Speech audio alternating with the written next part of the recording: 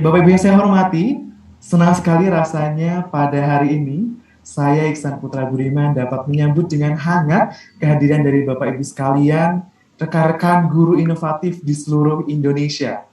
Dan luar biasanya Bapak Ibu sekalian saya turut informasikan dari panitia bahwasanya akan ada 1.000 peserta yang hadir dalam ruang virtual Zoom dan juga kanal YouTube dari guruinovatif.id.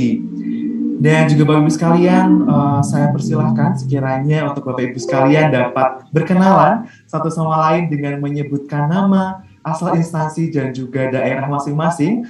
Dan Bapak Ibu sekalian, walaupun jarak memisahkan begitu, tetapi dengan kecanggihan teknologi, tentunya kita dapat berkumpul walau secara virtual untuk dapat menimba ilmu secara bersama-sama.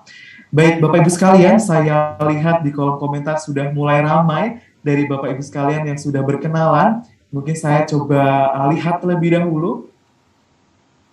Ya, ini saya lihat sudah hadir rekan-rekan guru inovatif dari Maumere. Selamat siang dari Bapak Ibu sekalian yang ada di Maumere. Semoga sehat selalu dan juga diberikan kelancaran untuk bisa mengikuti sesi pada siang hari ini.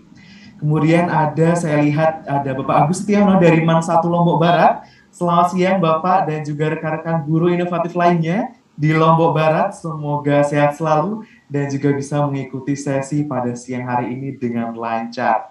Kemudian saya lihat di sini ada Bapak atau Ibu dari Gorontalo.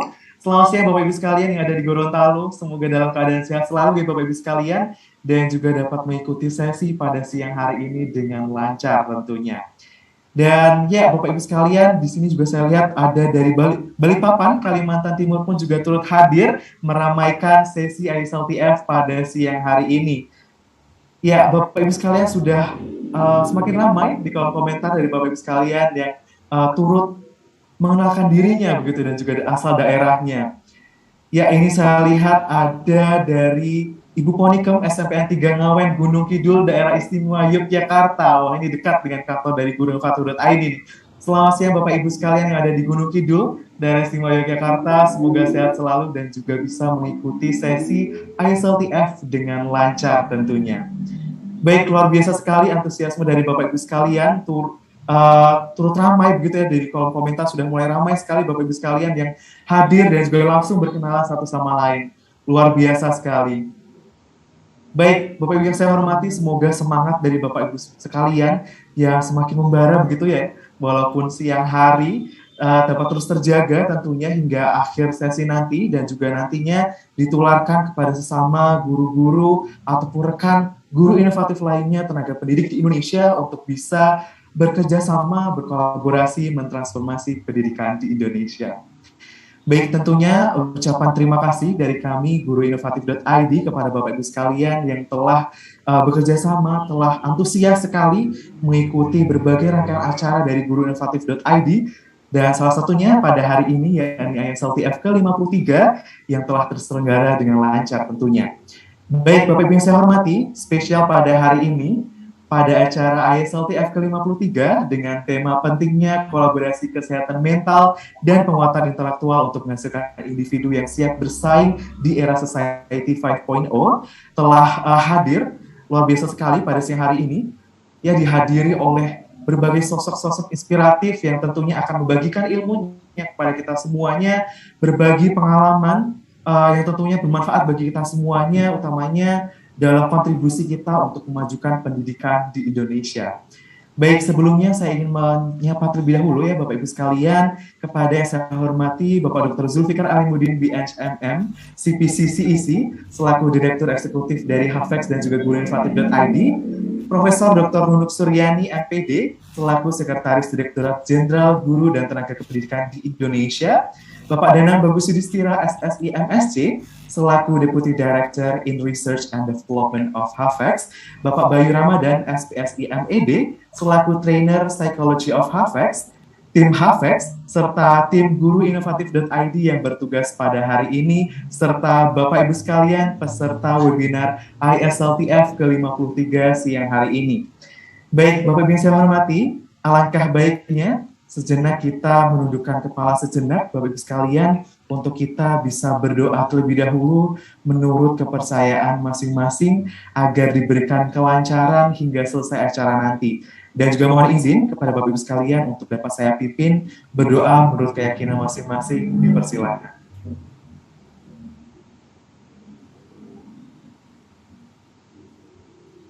Amin, ya Rabbal Alamin. Berdoa dapat dicukupkan. Baik Bapak Ibu sekalian, semoga acara ISLTF ke-53 pada hari ini dapat dilancarkan dan dimudahkan hingga pada akhirnya dapat bermanfaat untuk kita semuanya. Baik Bapak Ibu yang saya hormati, sebelum kita mulai sesi pada siang hari ini, saya ingin bertanya dulu kepada Bapak Ibu sekalian, apakah sudah siap untuk bisa mengikuti sesi ISLTF ke-53 pada siang hari ini? Mungkin bisa menuliskan pada kolom komentar gitu ataupun on mic untuk bisa menyampaikan siap dan juga semangat begitu ya untuk bisa mengikuti sesi ISLTF pada siang hari ini. Wah, sudah mulai ramai di kolom komentar Bapak Ibu sekalian sudah siap dan juga semangat untuk mengikuti sesi ISLTF ke-53 pada siang hari ini. Luar biasa sekali. Baik, Bapak Ibu yang saya hormati, langsung saja kita akan berlanjut ke sesi berikutnya, yakni sambutan, di mana sambutan akan disampaikan oleh beliau, Bapak Dr. Zulfikar Alimuddin, PhD CPC CEC, selaku Direktur dari HAVEX dan juga Guru Inovatif.id. Baik, selamat siang Pak Zulfikar. Selamat siang Mas Ihsan, apa kabar? Alhamdulillah Bapak luar biasa. Bagaimana Pak Zulfikar pada siang hari ini kabarnya? Baik. Semoga Bapak Ibu semua yang hadir di Zoom sehat dan bahagia. Salam hormat buat Ibu Profesor Dr. Nunuk Suryani. Terima kasih banyak Bu atas kehadiran dan dukungannya. Sama Pak Zulfikar. Ternyata masih muda sekali kelihatan dari wajahnya Ibu. Segar dan bahagia ini. Terima kasih Pak Zulfikar. Terima kasih. Salam juga buat Pak Bayu dan Pak Danang. Halo semua. Bapak, Ibu Profesor. Baik Pak Zul, mungkin bagaimana nih Pak Zul melihat antusiasme nih dari Bapak Ibu rekan-rekan guru inovatif yang telah hadir nih di acara ISLTF ke-53 pada siang hari ini Pak Zul. Ya, ini langsung mungkin jadi bagian dari sambutan saya ya, Mas Ihsan ya. Jadi tema kita hari ini kan tentang kolaborasi kesehatan mental dan penguatan intelektual. Dan tentu kita bicara tentang bagaimana kita membangun dua aspek itu pada siswa. Namun kita saat ini mungkin juga mengalami masalah itu pada diri kita masing-masing. Ya, ini mumpung ada Ibu Sekretaris Dirjen yang akan menaungi kita semua sebagai guru di negeri ini, bahwa yang saya dengar nih sejauh ini Mas Ihsan, banyak guru kita juga berjuang karena kebingungan dengan kurikulum merdeka, ya. Jadi izin menyampaikan Ibu Profesor bahwa mungkin sebagian besar guru kita akhirnya lebih banyak bingung memahami istilah-istilah baru, ya, seperti sekarang ada capaian pembelajaran, alur tujuan pembelajaran gitu ya, yang sebetulnya di dalamnya itu adalah hal-hal yang sudah biasa kita bahas sejak dulu gitu ya. Nah sekarang akhirnya guru-guru kita lebih sibuk memikirkan menyesuaikan istilah-istilah itu, karena kita waktu itu baru berangkat tahun lalu dengan AKM, kemudian sekarang ada kurikulum merdeka. Ini yang menjadi tantangan mental ya, karena kalau ada tantangan mental yang nggak kita beresin, artinya kita tidak dengan lebih rileks mengatasi situasi ini, tentu akan lebih sulit di sisi kognitif kita. Mungkin kalau bahasa sederhananya nanti kan kalau yang canggih-canggih nanti Ibu Prof Suryani, Pak Bayu dan Padang akan menyampaikan. Namun secara sederhananya, kalau kita itu lagi stres, bisa nggak belajar? Kalau lagi patah hati, bisa nggak belajar? Kan itu mudahnya begitu ya, antara mental dan kognisi. Nah, artinya kita ini sekarang para guru kita ini sendiri, berarti harus dulu menguatkan mental kita. Nah, proses penguatan mental ini sebenarnya butuh penanganan tersendiri, ya, butuh penanganan tersendiri. Bagi kita orang dewasa, bisa jadi coaching adalah salah satu cara kita untuk lebih mengenali mental kita sendiri. Contohnya begini Bapak Ibu, ketika kita membaca sesuatu, ya, aturan baru, konten-konten baru, kebijakan baru, biasanya yang langsung muncul pada benak kita itu apa? Apakah rasa cemas, bingung, atau rasa ingin tahu? Itu dulu tuh. Ya. Kalau yang muncul cemas duluan, ini berarti kita punya masalah mental yang cukup akut, gitu ya. Kalau kita munculnya itu bingung, ya, bisa jadi antara dua. Kita khawatir kita tidak bisa, atau kita khawatir kita kita tidak bisa, atau kita tidak cukup punya sumber daya untuk bisa menguasai. Kalau yang ketiga, kita rasa ingin tahu. Ini yang paling sehat nih, rasa ingin tahu. Ada nggak yang keempat? Ada sebetulnya, yaitu netral, biasa-biasa saja. Cuman bahayanya biasa-biasa saja, seringkali juga nanti nggak serius gitu ya, tidak serius memikirkan tentang situasinya. Nah, hal yang sama Bapak Ibu terjadi pada siswa-siswa kita di ruang kelas. Kita pikirkan setiap kita masuk kelas membawakan sebuah materi, kita lihat dari respon mereka, ya, kira-kira yang terlihat itu apa? Ya. Rasa cemas, ya, atau bingung tidak suka, atau rasa ingin tahu untuk belajar, atau biasa-biasa saja. Nah, seringkali para guru memiliki tantangan ini, ya. Padahal kita tahu, jangankan anak remaja, anak-anak kita yang sudah dewasa saja, kalau mental state kita, kondisi mental kita tidak stabil itu minimum ya. Tapi kalau lebih bagus, kalau bahagia, maka sulit sekali untuk menerima ilmu baru, pengetahuan baru, ya. Apalagi anak-anak. Nah, ini yang perlu sungguh-sungguh kita cermati. Kalau di Hafex yang kita sering sampaikan ke Bapak Ibu melalui program PCK, Pedagogical Content Knowledge, ada sebuah cara pendekatan menggunakan konteks setiap membuka kelas kita, sehingga siswa ketika bertemu kita tidak merasa kita sedang membawakan hal yang baru sama sekali, tapi kita membawakan sebuah pendekatan kehidupan sehari-hari. Nah, memang di sini kedengarannya sederhana, pendekatan sehari-hari, kehidupan sehari-hari. Namun triknya, yang sulitnya adalah memasukkan konsep materi kita dalam kegiatan sehari-hari itu. Jadi salah satu cara kita mengatasi masalah mental anak-anak di kelas saat kita memulai pengajaran adalah menggunakan konteks yang tepat.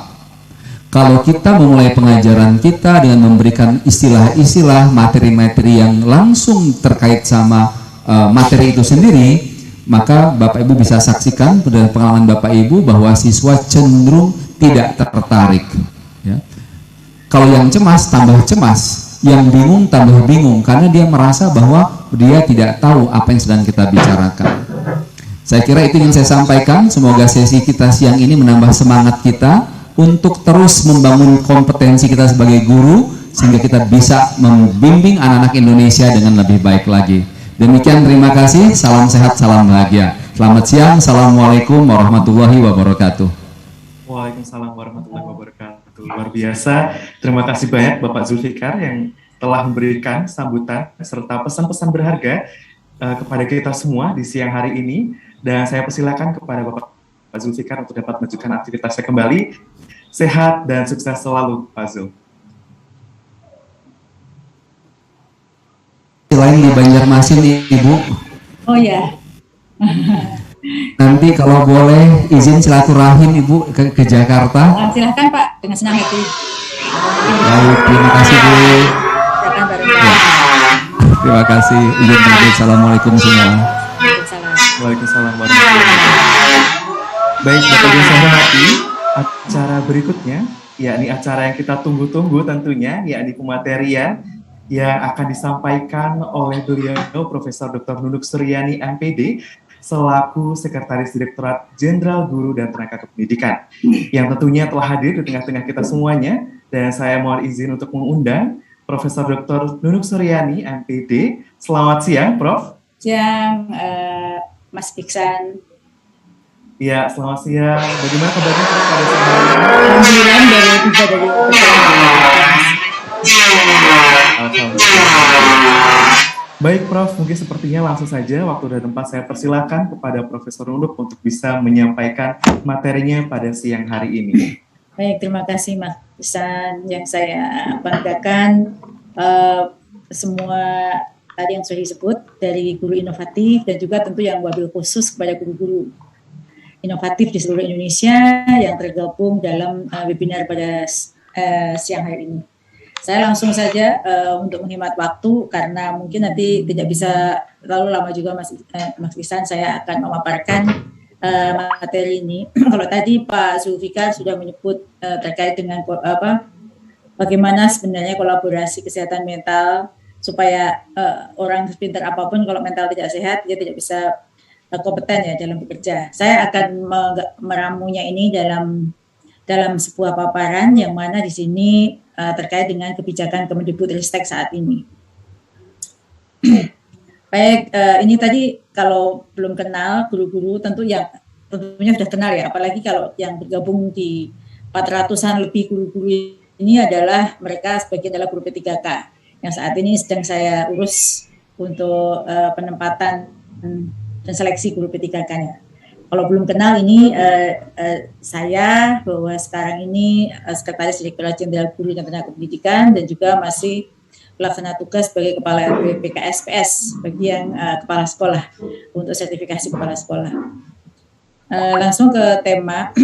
Jadi mengapa kita harus penguatan intelektual kemudian digabungkan dengan kesehatan mental karena itu hal yang tak terpisahkan antara cerdas intelek kita dengan mental yang sehat. Saya ingin mengajak para guru, sahabat guru di seluruh Indonesia yang ada di Zoom meeting ini ingin sebenarnya itu kalau permasalahan kita lihat tantangan itu banyak sekali. Saya hanya memotret sedikit mengapa sekarang ini banyak sekali program prioritas atau perubahan-perubahan yang dramatis dilakukan di sekolah. Kalau tadi Pak Zulfikar menyebut ada kurikulum merdeka, itu sebenarnya bagian dari studi yang kita lakukan pada masa-masa sebelum ketika Mas Menteri ini menjabat jadi Menteri. Jadi masih banyak tantangan dalam sistem pendidikan Indonesia yang harus segera diatasi. Sebenarnya kalau tadi ada sahabat dari Papua mungkin bisa menceritakan bahwa sebenarnya angka partisipasi tingkat prasekolah dan pendidikan tinggi itu belum maksimal. Kemudian bagaimana dengan masalah guru sendiri? Permasalahan utamanya sebenarnya ini data riset ya. Sahabat guru semua di seluruh Indonesia. Mungkin kalau yang tergabung dalam room ini karena sudah ikut program guru inovatif tentu sudah jauh di antara apa yang sedang dipotret. Tapi potret ini disebutkan bahwa ada kesenjangan dalam efektivitas mengajar dan cara mengajar. Mungkin guru yang ada di ruangan ini pernah ikut uji kompetensi guru. Meskipun dia sebut UKG, hasilnya memang belum benar-benar mencerminkan UKG. Namun sebenarnya angkanya itu adalah rata-rata UKG kita itu 57 di antara skor sampai 1 sampai 100. Siapa yang salah? Tentu tidak kita bisa salahkan gurunya karena yang salah tentu sistem pendidikan ini mengapa kita menjustifikasi guru kita belum kompeten berdasarkan nilai UKG tersebut. Di satu sisi infrastruktur sekolah juga tidak memadai karena mungkin teman-teman bisa berbagi cerita di sini lebih dari 40% sekolah tidak memiliki akses internet. Lalu sebenarnya kalau guru-guru yang lahir ini tidak kompeten setelah mereka bekerja dan diukur dengan UKG, siapa yang sebenarnya terjadi rupanya ada kesenjangan bahwa ketika guru itu lahir dari berbagai pelatihan seperti yang sekarang ya diikuti, kalau sekarang ini sudah up to date, sudah mengikuti perkembangan zaman. Kalau saya lihat data di UKG itu sebelum tahun 2019, pelatihan-pelatihan itu kan paradigma pelatihannya tidak berbasis praktek. Jadi mereka ikut pelatihan dalam satu ruangan, lulus dapat sertifikat. Jadi ada kesenjangan sebenarnya pelatihan-pelatihan pendidikan yang diikuti dengan kebutuhan siswa saat ini. Dan masih banyak lagi ya, artinya tuh sebenarnya kurikulum di sekolah tinggi itu ada missing link. Missing link itu ada yang terputus, bahwa perguruan tinggi itu mencetak lulusan-lulusan, tapi yang dicetak ini apakah sesuai dengan kebutuhan di sekolah, itu yang terjadi. Lalu kalau dari sisi kerangka pikir, itu sebenarnya data yang kita sebut perundungan dan growth mindset itu juga ada permasalahan juga. Kalau kita lihat data di sini, siswa melaporkan telah mengalami perundungan beberapa kali dalam sebulan. Artinya sebenarnya ini masalah sosial dan sosiokultural kita yang masih perlu dipertanyakan. Siswa yang tidak menyetujui pernyataan bahwa kepandian tidak dapat diubah terlalu banyak. Jadi mereka tuh yakin bahwa kalau aku sudah bodoh ya bodoh aja. Itu ada yang berpendapat seperti itu. Kemudian kalau tadi saya sebut ada masalah di uji kompetensi guru, ternyata betul kalau kita lihat seperti ini ya, guru SD, SMP, SMA, SMK dengan sampel yang memadai, kalau kita lihat rata-rata skornya itu yang paling baik hanyalah di guru SMA, bahwa skornya adalah 62,30 skor uji kompetensinya. Jadi itu kalau Bapak Ibu guru, kalau muridnya skornya 62 berarti kan belum naik ya, masih cukup, di bawah cukup. Itu yang terjadi, bahwa kalau ini apa yang sebenarnya terjadi. Jadi ada beberapa isu yang sebenarnya beberapa isu yang kalau kita lihat di sini, beberapa isu yang berkontribusi pada rendahnya hasil pembelajaran tadi. Yang pertama, pedagogi pengajaran guru masih perlu diperbaiki. Maka di sini dalam guru inovatif ada salah satunya memperbaiki model pembelajaran, bagaimana kurikulum itu, implementasi kurikulum. Kemudian kurikulum yang sering dipandang kaku dan terfokus pada konten, maka kemudian lahirlah kurikulum merdeka, kurikulum darurat, yang mana diberi keleluasaan pada guru untuk mengelaborasi sesuai dengan kebutuhan peserta didiknya. Infrastruktur sekolah yang kurang memadai, termasuk yang daerah-daerah yang sering terjadi bencana. Tata kelola pendidikan di Indonesia juga belum mendukung maksimalnya hasil perkembangan peserta didik. Kalau misalnya sistem pendidikannya kaku, harus menuntaskan kurikulum seperti itu, maka bisa jadi inilah yang menyebabkan terpenjara pada harus menyampaikan apa yang tertuang dalam kurikulum itu, sehingga tidak fleksibel, karena kita tidak bisa menyamakan Aceh hingga Papua itu sama, karena siswa itu mempunyai karakteristik yang berbeda, kemampuan yang berbeda, sehingga kurikulum harus fleksibel dan bisa disesuaikan dengan kebutuhan peserta didik. Dan semua itu disumbang dari rendahnya hasil pembelajaran di perguruan tinggi. Lalu apa yang harus kita lakukan, Bapak Ibu guru? Kita tentu tidak bisa menunggu. Kementerian juga harus mencari satu terobosan, model baru, cara baru, nilai baru, dan mencari solusi dari setiap masalah dengan inovasi. Jadi kata kuncinya adalah inovasi yang diberi warna biru. Inovasi itu tidak harus baru sama sekali di satu daerah, tapi sesuatu yang baru yang dapat menyelesaikan masalah di daerah tersebut. Tentu kalau ada yang harus mau dengan perubahan itu, dan jika tidak mau harus dipaksa mau. Harus meninggalkan pola lama, cara lama, baik dalam mengelola organisasi, mengelola lembaga, maupun mengelola pemerintah. Ini diambil dari pidato Presiden Jokowi, bahwa inovasi atau perubahan itu sebuah keniscayaan, dan jika ada yang masih ingin pola pikirnya belum mau berubah, harus dipaksa, menyesuaikan dengan keadaan. Oleh karena itu, sebelum sampai ke sana, ini ada salah penempatan, ya. Perubahan yang terjadi, kalau kita lihat, ini ada. Sekarang itu perubahan kerja dan pekerjaan, perubahan dalam ekonomi dan inovasi, perubahan dalam pemberdayaan individu itu sangat nyata kita lihat. Coba Bapak Ibu perhatikan, mungkin akselerasi perubahan begitu cepat. Sekarang ada platform belajar, ada akun belajar, ada yang baru diluncurkan oleh Mas Menteri adalah platform Merdeka Mengajar, Merdeka Belajar episode ke-18. Ini semua disesuaikan. Yang sekarang dikerjakan, kalau tadi saya sebut inovasi itu disesuaikan dengan perubahan kerja dan pekerjaan yang akan dihadapi oleh anak didik kita setelah mereka sekolah. Setelah mereka sekolah itu, kalau mereka sekolah SMA kemudian kuliah, satu ilmu saja tidak cukup, mereka bisa terjun dalam pekerjaan yang begitu variatif yang tidak bisa kita prediksi bahkan dalam tahun besok. Oleh karena itu ada yang namanya kampus Merdeka Belajar. Itu ada siswa sekarang dibekali dengan 4 skill set. Jika dia belajar di pendidikan sejarah, dia akan juga boleh belajar 3 keterampilan lain. Jika memang dia tidak bisa menjadi guru sejarah, dia belajar tentang kewirausahaan bidang sejarah, dia bisa belajar pengembangan media pembelajaran sejarah, dia bisa belajar hal lain terkait dengan lain, ada boleh dipelajari 4 skill set. Karena itulah maka terjadi perubahan inovasi, berbagai inovasi dilakukan dalam kementerian ini. Karena kita lihat memang dampak transformasi digital itu sangat nyata dan itu akan dihadapi oleh anak didik kita. Mungkin para guru kita hanya bisa membekali mereka supaya mereka setelah lulus itu bisa ada penempatan kerja. Namun bekal yang diberikan oleh Bapak Ibu guru harus disesuaikan dengan tuntutan perkembangan zaman. Kalau di dalam judul itu ada era society 5.0, kita definisikan dulu sebenarnya apa itu revolusi 4.0 dan society 5.0 yang menjadi topik pada hari ini. Jadi kedua istilah itu tidak memiliki perbedaan jauh. 4.0 menggunakan artificial intelligence. Jadi kita ada dalam satu era di mana semuanya itu tergantung pada artificial intelligence. Kecerdasan buatan. Jadi kalau murid-murid kita sudah belajar dengan akrab dengan kecerdasan buatan, bagaimana dengan gurunya? Kita harus juga menyesuaikan. Sedangkan masyarakat 5.0 atau society 5.0 itu fokus pada komponen manusianya.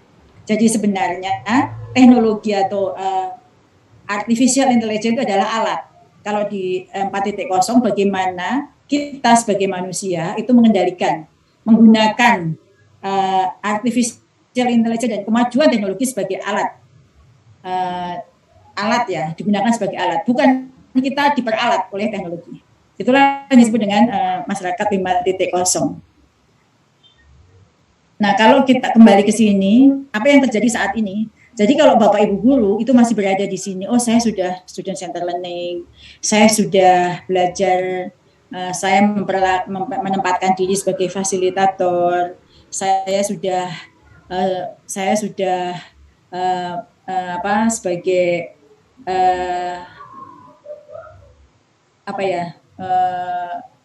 pembelajar itu sebagai sudah saya perlakukan sedemikian rupa. Itu sebenarnya masih di pendidikan 3.0. Yang kita ini sekarang ada di dalam pendidikan 4.0, di mana pendidikan itu sudah sangat jauh berubah, meskipun sama-sama student center, tapi pembelajaran adalah sebagai learning journey. Kemudian pembelajaran harus individual learning path. Kemudian tesnya itu tidak hanya ditentukan pada akhir masa studi dengan summative assessment yang diukur dengan ujian UAN dengan berapa bidang studi seorang dijudge mereka adalah pintar dan tidak pintar. Sekarang berubah paradigma karena sekarang adalah formative assessment. Formative itu adalah penilaian proses bahwa semua portofolio seorang anak itu dinilai, bukan hanya ditentukan oleh satu kali judgement di akhir studi. Guru itu bukan lagi sebagai fasilitator, tapi dia adalah mentor. Mentor itu kakak yang mementori mentee. Anak didik kita adalah mentee. Kemudian yang kita hasilkan adalah agile learner, anak yang fleksibel. Ketika dia keluar dari sekolah dia tuh bisa menempatkan diri, menyesuaikan diri dengan situasi apapun. Dia seorang yang adaptif, dia seorang yang mandiri, dia yang kreatif, dia yang karakter, dia yang complex problem solver. Nah, Bapak Ibu yang saya banggakan dan saya cintai, kalau kita akan menghasilkan siswa yang agile dengan kriteria seperti ini, kalau saya sangat senang dengan apa yang menjadi tujuan dari guru inovatif ini, karena dalam TOR yang saya baca itu bahkan ada bagaimana mengembangkan kurikulum yang inovatif, bagaimana mengembangkan metode belajar yang mungkin kalau kita akan menghasilkan yang seperti yang di sisi agile learner itu metode pembelajaran yang biasa-biasa tidak akan bisa menghasilkan anak dengan indikator itu. Maka kalau di sini 3 pilar yang dikembangkan oleh guru inovatif ini sangat menarik sekali. Karena di sini juga ada perbaikan pengembangan metode pembelajaran di kelas. Ini berarti metode pembelajaran para guru berarti harus menyesuaikan dengan tuntutan 5.0 dan pendidikan 4.0 yang sangat amat berubah secara dramatis. Maka metode pembelajarannya pun harus berubah secara dramatis menyesuaikan dengan tuntutan ini. Lalu menyikapi hal ini, kebijakan Kemendikbud itu seperti apa? Kebijakan Kemendikbud saya hanya mengulang, mungkin teman-teman guru sudah pernah mengikuti paparan saya beberapa kali. Dan sebenarnya semua kebijakan yang sekarang, kalau tadi Pak Zulfikar menyebut kurikulum merdeka, ada banyak istilah yang baru, guru-guru tidak perlu bingung, tinggal bisa masuk ke dalam platform Merdeka Mengajar. Teman-teman guru bisa melihat sebenarnya itu seperti apa kurikulum Merdeka yang diimplementasikan di sekolah-sekolah penggerak. Ini semua diturunkan dari visi kementerian, yaitu sekarang visi kementerian itu kan mendukung visi presiden. Dari perspektif pendidikan, yaitu terciptanya pelajar Pancasila, yang mana pelajar Pancasila itu adalah pelajar dengan 6 indikator, yang 6-nya adalah karakter atau mental. Jadi kalau di sini mengatakan kesehatan mental dan kemampuan intelektual itu hal yang tak bisa dipisahkan, itulah yang ingin kita hasilkan juga. Profil pelajar Pancasila itu ada 6 indikator, yang 5-nya adalah terkait dengan karakter mereka, yang terkait dengan mental mereka. Yang cara mengukurnya pun tidak sama dengan kita mengukur bahwa kalau mau mengatakan anak pintar cukup dengan tes matematika, fisika, kimia, bahasa Inggris, lalu bahasa Indonesia, lalu disebut pintar. Yang disebut dengan kreatif, mandiri, beriman, bertakwa pada Tuhan Yang Maha Esa, berakhlak mulia, anak yang bisa mempunyai sikap gotong royong, dia yang punya kebinekaan global, itu tidak bisa mudah diukur hanya dengan alat tes.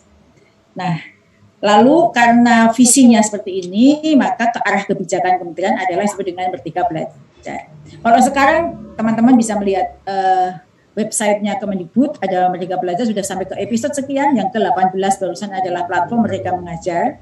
Merdeka Belajar itu sebenarnya adalah ingin menghasilkan pendidikan yang berkualitas bagi seluruh rakyat Indonesia, yang mana siapa yang bertanggung jawab adalah seluruh pemangku kepentingan. Pemangku kepentingan itu bukan hanya teman-teman guru saya saja ini, tapi juga keluarga, di awal dari keluarga, institusi pendidikan, dunia usaha, dunia masyarakat. Seperti yang sekarang komunitas-komunitas guru inovatif, ini adalah ikut bertanggung jawab mewujudkan Merdeka Belajar. Disebut Merdeka Belajar jika tadi, mengapa ada kebijakan-kebijakan berangkat dari data tadi, karena indikatornya adalah angka partisipasi yang tinggi, bahwa 95% seluruh anak di Indonesia itu mendapat merdeka untuk menempuh ilmu. Kemudian 90% yang kuliah itu atau sekolah SMK merdeka untuk bekerja. Bayangkan kalau kita hanya dengan kurikulum yang kaku, satu anak selama kuliah 5 tahun hanya mendapatkan satu skill set, mereka akan menjadi pengangguran intelektual. Oleh karena itu perlu ada inovasi tentang kampus merdeka, bahwa mereka dibekali dengan skill set sesuai dengan minat bakat mereka. Mereka mau mengambil 3 semester itu di mana, atau 4 semester itu mengambil di mana, tentang apa, itu tergantung pada mereka. Kemudian Merdeka Belajar adalah jika seluruh Indonesia di belahan bumi manapun, status sosial ekonomi apapun, mereka mendapatkan kesempatan belajar. Nah, ketiga itu dapat dicapai jika ada perubahan di banyak hal, infrastruktur teknologi, kebijakan, prosedur pendanaan, kepemimpinan, masyarakat, budaya. Yang terakhir yang menjadi fokus guru inovatif juga adalah kurikulum, pedagogi, dan asesmen. Artinya bahwa ini disebut perbaikan, bukan perubahan. Perbaikan itu mengapa harus diperbaiki? Karena objektifnya itu berubah. Kalau objektifnya berubah, tentu segala cara mencapai objektif harus disesuaikan. Jadi bukan berarti menteri ganti kurikulum, tapi ketika seorang menteri itu menetapkan visi baru, tentu untuk mencapai visinya, cara-cara yang ditempuh harus disesuaikan. Nah, Merdeka Belajar ini strategi utama adalah 1-10. Banyak, saya tidak baca satu persatu, nanti file ini saya bagi buat teman-teman. Mengapa ada Merdeka Belajar? Sebenarnya yang diperbaiki di apa saja kategorinya, di sini ada kategorinya ada 5. Ekosistem belajar diperbaiki, maka ada ekosistem belajar baru ya, bahwa belajar itu adalah pengalaman, bukan kewajiban. Sistemnya terbuka antar pemangku kepentingan. Kemudian kategori guru juga diperbaiki. Guru bukan hanya sebagai penyampai materi saja, dia adalah fasilitator dalam kegiatan belajar. Fasilitator itu adalah orang yang menciptakan satu kondisi di mana siswa terjadi perubahan belajar dengan sendirinya. Bukan pokoknya kewajiban saya menyampaikan materi, selesai, mencapai angka kredit, dapat tunjangan. Bukan seperti itu. Kemudian pelatihan guru pun juga berubah dari sekedar teori, pelatihan, kalau di guru inovatif ini kan praktek ya, maka pelatihan guru berbasis praktek. Pedagogi juga ada perubahan, jadi pedagogi itu tidak lagi berbasis konten, tetapi berbasis kompetensi dan nilai-nilai, kurikulum dan penilaian.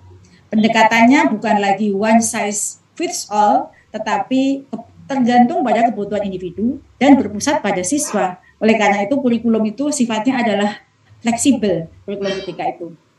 Yang dikunci adalah kompetensi esensial. Capaian pembelajarannya, cara mencapainya itu sangat fleksibel tergantung pada kondisi siswa. Karena kebutuhan siswa tadi saya sebut tidak sama dari Sabang, dari Papua, Aceh hingga Papua.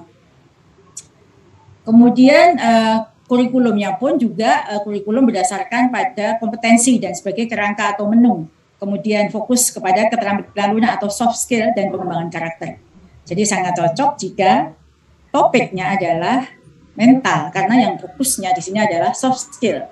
Hard skill-nya itu akan mengikuti jika seorang itu secara soft skill dia sudah bagus. Kemudian sistem penilaiannya pun juga disesuaikan, bukan lagi sifatnya sumatif atau menjudge seseorang di akhir 3 tahun dia di SMA, diakhiri dengan justifikasi nilai hanya beberapa mata pelajaran, tapi bersifat sumatif, formatif dan mendukung, dan berdasarkan portofolio. Setiap anak punya portofolio masing-masing. Setiap anak itu tidak unik, jadi tidak ada anak yang dicap bodoh atau tidak mampu, karena dia tidak pintar di matematika, dia pintar di seni. Dia tidak pintar di IPA, dia pintar melukis. Itu adalah kecerdasan yang lain. Itu adalah sifatnya portofolio anak. Semua bentuk prestasi itu dihargai. Lalu bagaimana? Ini tadi kan objektifnya ini ya, profil pelajar Pancasila. Jadi saya sebut mengapa penting antara karakter, mental, dan kecerdasan. Karena sebenarnya objektif kita itu sudah berubah, bergeser. SDM unggul yang holistik dan tidak terkunci pada kemampuan kognitif saja. Tapi dia seorang pelajar Pancasila, pelajar sepanjang hayat yang memiliki kompetensi global dan berperilaku sesuai nilai-nilai Pancasila. Ini bayangkan, tidak mudah Bapak Ibu yang saya banggakan untuk bisa melahirkan pelajar Pancasila ini.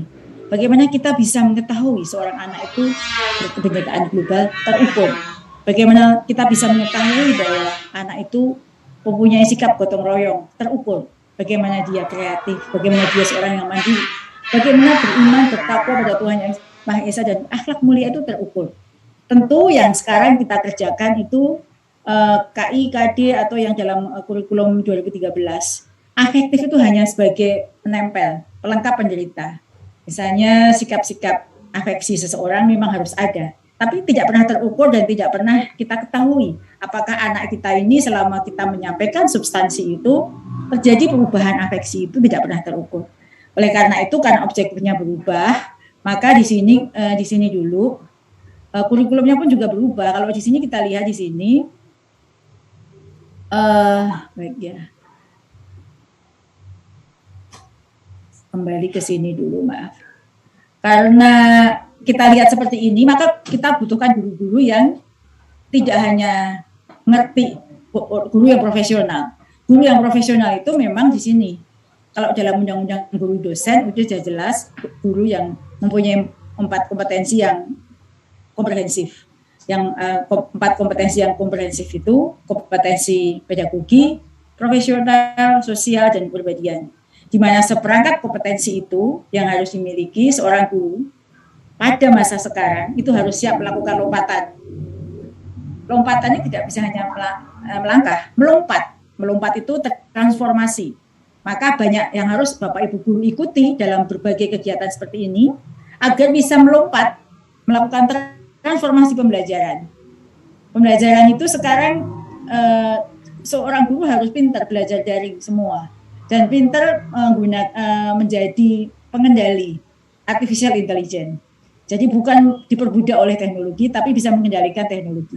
Transformasi, jadi banyak yang harus diikuti secara mandiri seperti ini, supaya apa? Bisa menjadi guru yang siap melompat. Transformasi itu perubahannya sangat dramatis, seperti kepompong menjadi kupu-kupu yang sangat indah, itu transformasi. Guru yang dengan seperangkat kompetensi, nggak cuma diukur dengan tes checklist, tetapi terbukti dengan praktek-praktek yang Bapak Ibu lakukan.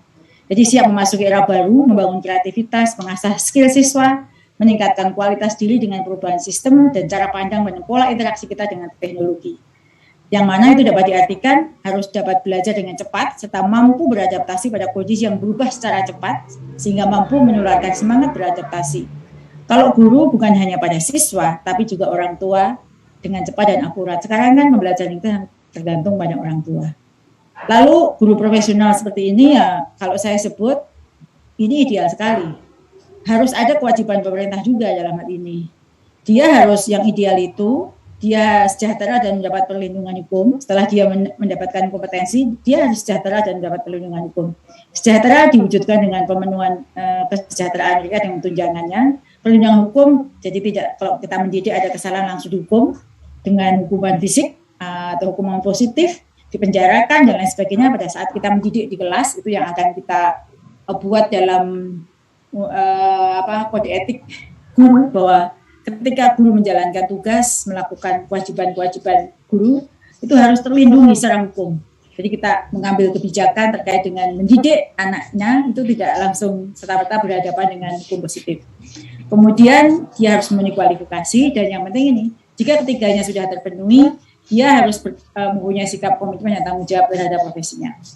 Jadi kalau guru profesional ini sebenarnya kalau kita lihat, dia mempunyai seperangkat. Hard skill-nya dia punya, soft skill-nya dia punya. Secara mental dia cerdas, secara intelektual dia juga cerdas. Hard skill itu knowledge, ilmu pengetahuan, keterampilan dalam menguasai teknologi. Soft skill di sini adalah cerdas intrapersonal, interpersonal, dan ekstrapersonal. Jadi penguasaan kalau disebut di sini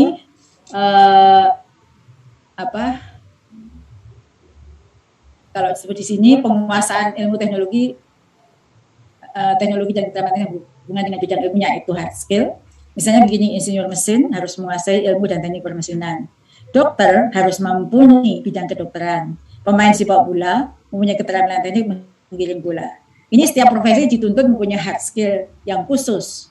Tapi soft skill bisa merupakan kemampuan yang harus dimiliki setiap profesi. Tidak cukup seorang pemain bola itu terampil menggiring bola. Kita lihat di sini soft skill-nya itu orang yang disiplin, berlaku baik, jujur, tanggung jawab, berperilaku adil, kemampuan kerjasama, beradaptasi, komunikasi, toleran, hormat pada sesama, dan mungkin banyak lagi. Yang mana jika kita memiliki semuanya, kita secara mental juga sehat. Kita contohnya seperti ini. Main bola dia harus bisa berlari, dia bisa menendang bola. Soft skill-nya kalau dia punya berlari saja, menendang bola saja, berebut bola dia pintar, tapi dia tidak bisa kerjasama, tidak bisa mengambil inisiatif, mengambil keputusan dia cepat, tidak ada gunanya. Semua keterampilan teknis yang dimiliki. Inilah yang saya analogikan pemain bola. Itulah guru. Tidak cukup menguasai teknologi saja, tapi dia tidak toleran, dia tidak mengerti kerjasama dengan sesama guru, dia tidak bisa menghargai sesama anak didik kita, dia tidak punya inisiatif, dia rendah hati, dia tidak disiplin, tidak ada gunanya sepintar apapun. Nah, sedangkan interpersonal skill adalah di sini bagaimana dia berhubungan dengan orang lain, bagaimana dia punya leadership skill, presentation skill, communication skill, dan lain sebagainya. Itu yang kemudian dibekalkan pada program prioritas Kemendikbud, yaitu pendidikan guru penggerak.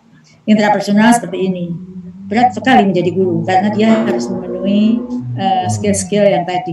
Jika dia diramu menjadi satu keterampilan yang mumpuni, maka dia adalah guru hebat, guru inovatif yang hebat. Nah, melihat semua itu, strategi Kemendikbud adalah seperti ini, Bapak Ibu. Jadi kalau nanti semua pelatihan dikembangkan oleh mitra-mitra Kemendikbud seperti guru inovatif ini, arahnya adalah ke sini. Bahwa hasil belajar yang diharap capai adalah asesmen kita itu bukan anak pintar, tetapi anak yang hasil belajar siswa adalah asesmen kompetensi, survei karakter, dan nilai PISA. Karena yang dicapai adalah ini, maka strategi holistik yang ditempuhnya pun agak berbeda. Yang pertama, kalau kita ingin melihat anak didik kita secara kompetensi, asesmen kompetensinya meningkat, karakternya baik, nilai PISA-nya baik, diawali dari kepemimpinan sekolah. Sekolah dipimpin oleh kepala sekolah yang tidak memahami hal ini, maka tidak akan pernah mencapai tersebut. Kemudian guru pun yang dihasilkan adalah guru-guru baru, yaitu melalui transformasi pendidikan profesi guru. Lalu yang di sini nomor 3 ini mengajar sesuai dengan tingkat kemampuan siswa. Karena ini dari awal saya sebut dalam paparan saya sebelumnya, maka kurikulumnya pun harus disesuaikan. Saya katakan kurikulum yang sekarang dipakai ada 3. kurikulum darurat, kurikulum merdeka, dan kurikulum 2013. Apakah ada pemaksaan? Yang mana tidak ada. Silahkan menyesuaikan karena mengajar ini sesuai dengan tingkat kemampuan siswa. Kalau siswa yang diajar itu mampu mengikuti substansi kurikulum 2013, disilahkan. Tetapi pada prinsipnya kurikulum merdeka adalah kurikulum 2013 yang disederhanakan, fleksibel, dan berorientasi pada kompetensi. Dan dia mengenal personalisasi dan segmentasi pembelajaran. Tidak ada sifatnya itu one size fits all, tergantung pada siswa. Lalu karena yang ingin dicapai adalah nilai PISA, maka standar penilaiannya pun adalah penilaian global. Supaya anak didik kita itu, karena kita sekarang tidak terbatas oleh geografi, lulusan kita bisa melamar di Singapura, di Amerika, atau dimanapun, maka standar penilaian yang bisa diakui oleh nasional itu yang kita gunakan, yaitu standar penilaian global, yaitu melalui AKM, survei karakter, dan survei lingkungan. Semua ini tidak akan tercapai jika tidak ada hubungan baik dengan kemitraan daerah dan masyarakat sipil. Salah satunya adalah organisasi penggerak. Guru inovatif ini adalah salah satu yang mendapatkan lolos dalam seleksi POP, ya, organisasi penggerak. Itulah salah satu bentuk kepedulian organisasi masyarakat berbagi praktek baik untuk menyumbang pencapaian hasil belajar siswa tersebut. Lalu apa yang bisa dicapai melalui ini? Banyak sebenarnya. Saya hanya memetik beberapa saja. Yang salah satunya adalah platform teknologi untuk mendorong kolaborasi pemangku kepentingan melalui keefektifan pembelajaran melalui pendekatan yang fleksibel. Platform teknologi itu ada platform sekolah, platform pemerintah, dan lain sebagainya. Lalu kurikulum pun juga disesuaikan. Jadi kalau sekarang tiba-tiba serta-merta sekonyong-konyong Bapak Ibu guru dihadapkan pada reformasi atau perubahan, ya karena memang objektif kita itu sesuai. Maka kurikulumnya pun disesuaikan dengan objektif, yaitu ini. Karena kurikulumnya disesuaikan, maka pedagogi dan penilaiannya pun juga disesuaikan. Ada AKM, survei karakter, survei lingkungan belajar. AKM itu adalah AKM kelas, sebenarnya bukan menjustifikasi anak, tapi sebagai potret. Kompetensi minimum di sekolah itu seperti apa, ini bentuk rapot sekolah. Nanti akan menyumbang pada rapot daerah. Ini adalah AKM, ini adalah survei karakter yang dilakukan, dan survei lingkungan belajar. Ketiga-tiganya dilakukan untuk melihat profil pelajar Pancasila itu tercapai atau tidak. Terukur. Jadi indikator-indikator, 6 indikator itu terukur semua melalui kurikulum merdeka, di mana 30% jam pelajaran itu adalah untuk praktek profil pelajar Pancasila. Yang mana di praktek profil pelajar Pancasila dengan 30% semua JP itu akan bisa terlihat perubahan, gotong royong, inovasi, kreasi, dan lain sebagainya. Lalu ini terakhir saya, apakah ini akan berhasil dalam 5 tahun ke depan? Insya Allah berhasil. Saat ini pemerintah sedang mencapai critical mass. Jadi selama kepemimpinan Mas Menteri sampai 2024 ini diharapkan mencapai critical mass. Critical mass adalah 20% guru di Indonesia sudah berubah paradigma. Kalau 20% jumlah guru dari 3 juta ini sudah berubah paradigma, itu akan memberikan penularan baik pada guru-guru lain. Demikian yang bisa saya sampaikan untuk mungkin agak panjang waktunya, semoga tidak mengambil jam yang lain. Saya ucapkan terima kasih untuk semua perhatiannya. Assalamualaikum warahmatullahi wabarakatuh. Waalaikumsalam warahmatullahi wabarakatuh. Baik, luar biasa sekali pemateran yang telah disampaikan oleh Profesor Dr. Nunuk Suryani, MPD. Tentunya sangat berkaitan erat begitu Bapak-Ibu sekalian dengan pentingnya kolaborasi kesehatan mental dan penguatan intelektual. Baik Prof. Nunuk dan juga Bapak-Ibu sekalian, untuk mengefektifkan waktu mungkin mohon izin untuk kita dapat beralih ke sesi tanya jawab terlebih dahulu gitu, Bapak-Ibu sekalian. Baik Bapak-Ibu yang saya hormati, saya persilakan kepada Bapak-Ibu sekalian apabila sekiranya ada yang ingin ditanyakan kepada Prof. Nunuk pada kesempatan kali ini dapat disampaikan melalui kolom komentar ataupun dengan menggunakan fitur raise hand yang kemudian dapat saya bantu untuk saya persilakan bertanya secara langsung untuk dapat berinteraksi secara langsung dengan Prof. Nunuk pada siang hari ini. Baik, mohon izin kepada kepada Prof. Nunuk dan juga Bapak-Ibu sekalian, bahwa saya sudah ada pertanyaan di kolom komentar, mohon izin untuk dapat saya bacakan. Bagaimana sistem penilaian pada kurikulum Merdeka Belajar? Pertanyaan dari Ibu atau Bapak Miss Royani. Baik, kepada Prof. Nunuk mungkin saya persilakan. Jadi penilaian sebelumnya saya sampaikan paparan sudah ada saya kirim di chat ya, Bapak Ibu bisa download. Jadi penilaian ini berbasis portofolio. Tadi saya sebut sistem penilaiannya berbasis portofolio, itu penilaian karena di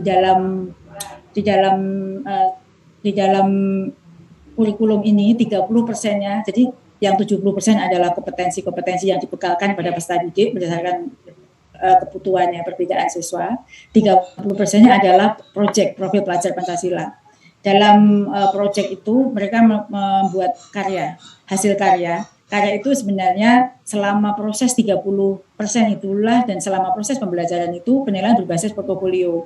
Jadi melalui pengamatan, observasi, kita bisa melihat ada model penilaiannya yang digunakan untuk melihat apakah terjadi perubahan-perubahan pada nilai karakter. Tetapi di dalam paparan itu saya sebut bahwa penilaiannya sebenarnya kalau benar kritis itu melalui asesmen AKM.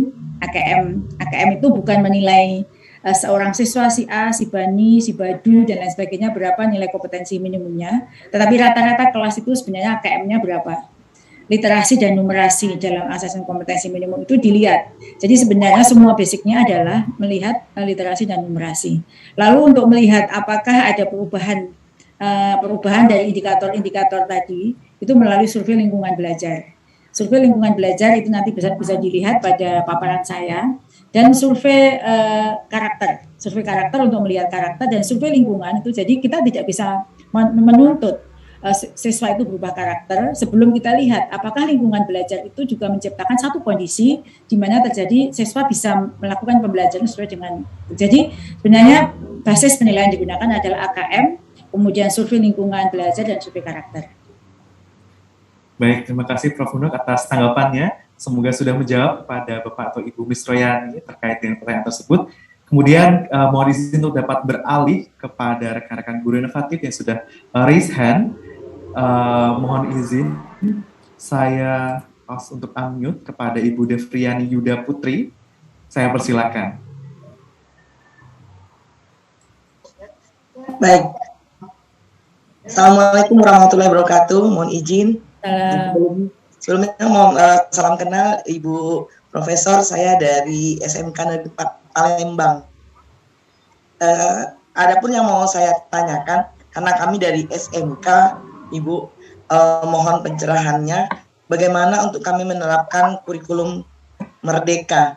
Sementara kan kita belum ada pelatihan khusus nih untuk peningkatan kompetensi guru-gurunya. Terima kasih. Ya, langsung saya jawab ya Mas ya.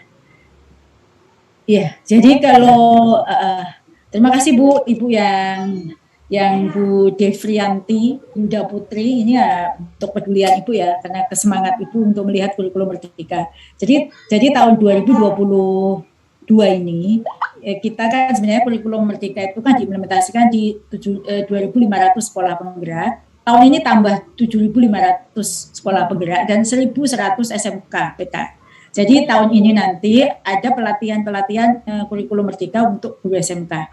Memang pada tahun 2021 belum Bu, tapi tahun ini nanti akan kita tunjuk SMK yang melalui sekolah penggerak. Jadi nanti SMK PK silahkan kepala sekolahnya itu melamar sekolahnya. Jadi ingat ya, pelatihan ini diberikan atau kurikulum ini diimplementasikan kepada kepala sekolah yang hebat.